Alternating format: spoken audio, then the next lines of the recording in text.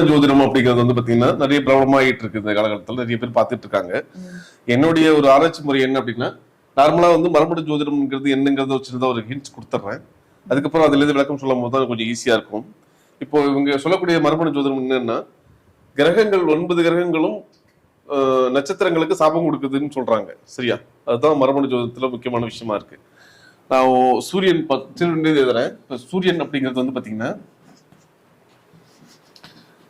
அஸ்வினி, சரியா? அஸ்வினி, ஆயில்யம், அனுஷம், பூரட்டாதி, இந்த நட்சத்திரம்லாம் வந்து சூரியனோட சாபம் பெற்றிருக்கு அப்படிங்கிறது. அடுத்தது சந்திரன், பரணி, மகம், அடுத்தது கேட்டை, உத்திரட்டாதி, உத்திரட்டாதி. அடுத்தது செவ்வாய், கார்த்திகை, பூரம், கார்த்திகை, பூரம், மூலம், ரேவதி. அடுத்தது புதன், ரோஹிணி, ரோஹிணி, உத்திரம், பூராடம், குரு, மிருகசிரிஷம், அஸ்தம், உத்திராடம், சுக்கிரன், அடுத்தது சுக்கிரன், திருவாதிரை, சித்திரை, திருவோணம், சனி, அடுத்து சனி பகவான், புனர்பூசம், சுவாதி, அவிட்டம், சுவாதி, அவிட்டம். அடுத்தது ராகு, பூசம், விசாகம், சதயம்.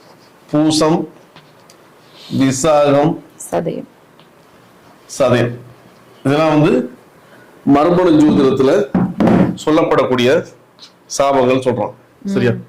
இப்ப நான் இதுல இருந்து ஒரு விஷயம் என்ன பார்த்தேன் அப்படின்னா, இப்போ எக்ஸாம்பிளுக்கு ஒரு நம்பர் பரணி நட்சத்திரம் பிறந்திருக்காரு. பரணி அப்படிங்கிறது வந்து பாத்தீங்கன்னா அவருடைய ஜென்ம நட்சத்திரம். சரியா? பரணிக்கு வந்து சாபம் கொடுத்தது சந்திரன். சரியா?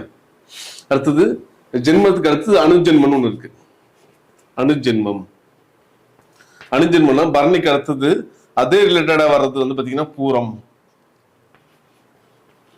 பூரத்துக்கு சாபம் கொடுத்தது செவ்வாய். அதுக்கு அடுத்தது திரிஜென்மம் பாத்தீங்கன்னா பூராடத்துக்கு சாபம் கொடுத்தது யாரு? புதன். சரியா? இப்போ நார்மலா என்ன பண்றாங்க மரபணு ஜோதிடத்துல, இப்போ பரணி நட்சத்திரம் ஒருத்தர் பிறந்திருக்காருன்னா சந்திரன் சாபம் மட்டும்தான் இருக்கு, சந்திரன் தான் முழுமையா அவரை வந்து ஆக்குபை பண்ணிட்டாருன்னு சொல்லிடுறாங்க. சரியா? இப்போ பரணி நட்சத்திரத்துல பிறந்தவங்க அதிகமா டிராவல் பண்ணுவாங்க. சரிங்களா? வீட்டுல இருக்க மாட்டாங்க, அதிகமா டிராவல் பண்ணிட்டு இருப்பாங்க. அதிகமா உணவு விரும்பி நல்ல டேஸ்டா உணவு சாப்பிடக்கூடிய நபரா இருப்பாங்க. சரிங்களா? அதிகமா வந்து பரணி சந்திரன் வரதால கொஞ்சம் சுகவாசியா இருக்கிறது, எப்பயுமே கொஞ்சம் குளிர்ச்சியான இடத்துல இருக்கணும்னு ஆசைப்படக்கூடிய நபரா இருப்பாங்க சந்திரன். சரியா? இது சந்திரன் மட்டும்தான் பாதிப்பு ஏற்படுத்துமான்னு கேட்டா அப்படி கிடையாது. சந்திரனுக்கு இப்ப வந்து புதன், அதாவது பரணி சந்திரன், பரணிக்கு அடுத்தது பூரம், இது வந்து 50% அந்த ஜாதகருக்கு பலனை கொடுக்கும். அடுத்தது பூரம் வந்து பாத்தீங்கன்னா 25% பலன் கொடுக்க முடியுது. இப்ப பாருங்க இந்த பூரம் நட்சத்திரம் எதுக்காக பலன் கொடுக்குதுன்னா, இது வந்து ஜாதகரின் தாத்தா, இது ஜாதகரின் தந்தை. மரபணுன்னா அப்படித்தானே வரணும். ஜாதகர் இருக்கணும், ஜாதகர் அப்பா இருக்கணும், ஜாதகருக்கு அப்பாவுடைய தாத்தா இருக்கணும். இதுதான் மரபணு. இப்போ ஜாதகருக்கு சந்திரன் சாபம் கொடுக்கும் போது அதே பரணிக்கு பூரத்திலேருந்து செவ்வாய் சாபம் கொடுக்குறாரு. என்ன சாபம் கொடுக்குறாருன்னா, அந்த ஜாதகர் கடன் வாங்கியிருப்பாரு, கடன் வாங்கிதான் கார் வாங்கணும், வீடு வாங்கணுங்கிற ஒரு சாபத்தை அந்த ஜாதகருக்கு கொடுக்கணும் அப்படிங்கிறது விதி. இந்த பரணத்தில் யார் பிறந்தாலும் நான் சொல்லக்கூடிய விதிகள் அங்க இருக்கும். சரியா? இப்போ செவ்வாயினுடைய ஆதிக்கம் அதிகமா இருக்கிறதால கொஞ்சம் வந்து ஜாதகர் வந்து பாத்தீங்கன்னா கடன் சம்பந்தப்பட்ட விஷயங்கள் ஈடுபடணும், கொஞ்சம் நோய்வாய்ப்படணும், அதுல ரெக்கவர் ஆகணுங்கிறது இருக்கு. ஏன்னா சுக்கிரனுடைய நட்சத்திரம் இல்லையா, கண்டிப்பா ரெக்கவர் ஆயிடுவார், பிரச்சனை உள்ள போன ரெக்கவர் ஆயிடுவார். அடுத்தது தாத்தாவோட நட்சத்திரம் பூராடம் வர்றதால, புதனுடைய சாபம் இருக்கிறதால இவர் வீடு அமைஞ்சிருக்கிறது சில்ட்ரன் பார்க் இருக்கக்கூடிய இடமா இருக்கணும், இல்ல குழந்தைகள் வந்து படிக்கக்கூடிய பள்ளிகள் பக்கத்துல இடமா தான் இந்த ஜாதகர் வசிக்கணுங்கிறது ஒரு லாஜிக் இருக்கு. இந்த லாஜிக் கரெக்டா அப்படிங்கறத நேயர்கள் தான் சொல்லணும்.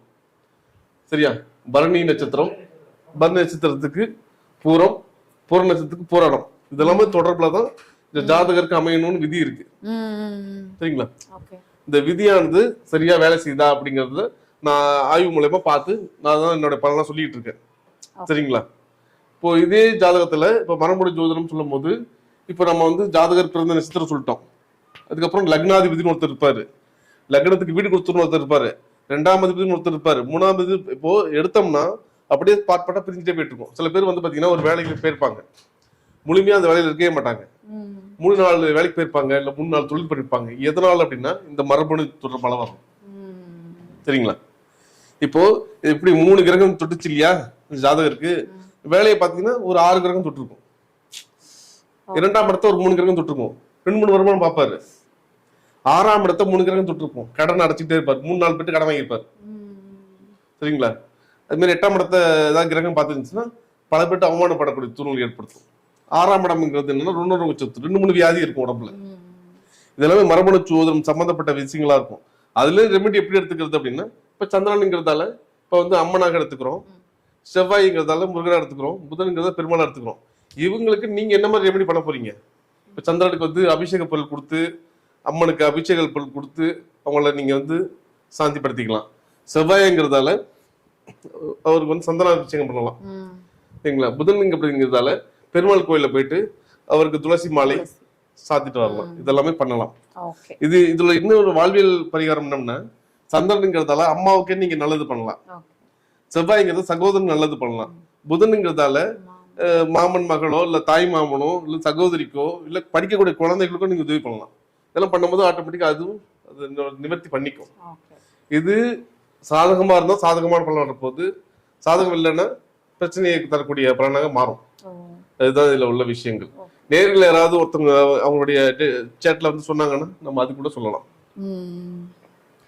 நேர்கள் இந்த மாதிரி ஏதாவது இப்போ சொன்ன இந்த மரபணு ஜோதிடத்துல உங்களுடைய நட்சத்திரம் என்ன சரியா, உங்களுக்கு அதெல்லாம் சரியா வருதாங்கிறது நீங்க பாத்துக்கலாம் நம்ம சொல்லக்கூடிய விஷயங்கள். Okay okay sir.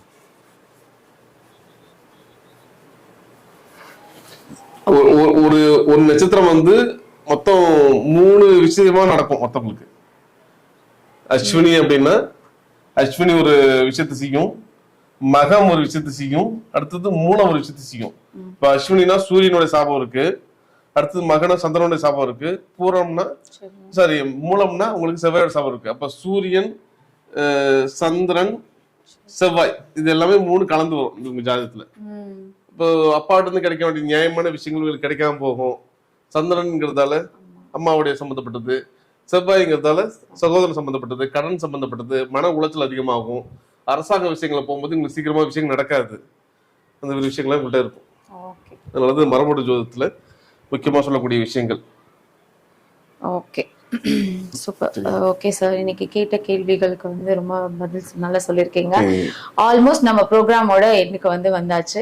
இன்னைக்கு நிறைய விஷயம் பார்த்துருக்கோம், மரபணு பத்தி தான் சொல்லி இப்போ லாஸ்டா முடிச்சிருக்காங்க. அதுக்கு முன்னாடி வந்து நேம்ஸ் எல்லாம் வந்து நீங்க எந்த அளவுக்கு வந்து அது நீங்க லெட்டர்ஸ் ஃபர்ஸ்ட் 2 லெட்டர்ஸ் இது பண்றதுனால அது கிரகத்தோட எப்படி கனெக்ட் ஆகுது அப்படின்றத பத்தி சொல்லியிருக்காங்க சார். அதுக்கப்புறம் வந்து நீங்க பிறந்த தேதி உங்களுக்கு எப்படி அந்த கிரகத்தோட கனெக்ட் ஆகும் அப்படின்றத பத்தி சொல்லியிருக்காங்க. இந்த மாதிரி நிறைய வந்து ஒரு தடவையும் லைவ்ல வந்து நியூமராலஜி பத்தியோ வாழ்வியல் பரிகாரத்தை இப்ப ரொம்ப எளிமையா சொன்னாங்க இல்லையா. இந்த மாதிரி இருக்கும் போது உங்களோட வீட்டுக்கிட்ட எப்படி இருக்கும், உங்க ஃபேமிலியில எப்படி இருப்பாங்க, ஸோ இதெல்லாம் வந்து மரபணு நம்மளோட டிஎன்ஏலயே வரக்கூடிய கர்மாக்கள் எப்படி இருக்கும் அப்படின்றத பத்தி வந்து கால் பண்ணிடுங்க. அப்படின்றத பத்தி சொல்லியிருக்காங்க. ஸோ இந்த மாதிரி நிறைய இன்ட்ரெஸ்டிங்கான விஷயம் ஜாதகத்தையும் தாண்டி நிறைய வந்து நீங்க தெரிஞ்சுக்கிறதுக்கு நீங்க ஐயா வந்து காண்டாக்ட் பண்ணலாம். தனிப்பட்ட முறையில் தெரிஞ்சுக்கணும் அப்படின்னா நம்பருக்கு போர்டில் நம்பருக்கு கால் பண்ணிக்கோங்க. நோட் பண்ணிக்கோங்க 9514683572 இந்த நம்பருக்கு கால் பண்ணி நீங்கள் அப்பாயின்மெண்ட் ஃபிக்ஸ் பண்ணிக்கலாம். இன்கேஸ் கால் எடுக்கல அப்படின்னா நீங்கள் வாட்ஸ்அப்பில் மெசேஜ் பண்ணிங்கன்னா கண்டிப்பாக வந்து உங்களை கைட் பண்ணுவாங்க. நம்ம ஜோதிட ரகசியங்கள் நேயர்கள் வந்து ரொம்ப எப்பவுமே சப்போர்ட் பண்ணிட்டு இருப்பாங்க. அவங்களுக்கு நம்ம ஒரு ப்ரோக்ராம் ஹெண்ட்லையுமே வந்து ரொம்ப தேங்க்ஸ் பண்ணுவோம். ஸோ நேயர்கள் எல்லாருக்குமே ரொம்ப ரொம்ப நன்றி. ஆனால் ஒரு சின்ன ரெக்வஸ்ட் என்னன்னா, எல்லாரும் இந்த டேட் ஆஃப் பர்த் டைம் இந்த கேள்விலாம் மட்டும் ஒரே இதில் போட்டிங்கன்னா கொஞ்சம் நல்லா இருக்கும். ஒரு லைவ்னு சொல்லிட்டு இருக்கோம். ஸோ மற்றபடி வந்து ரொம்ப சப்போர்ட் பண்ணிட்டு இருக்கீங்க. ஸோ மனசார உங்க எல்லாருக்கும்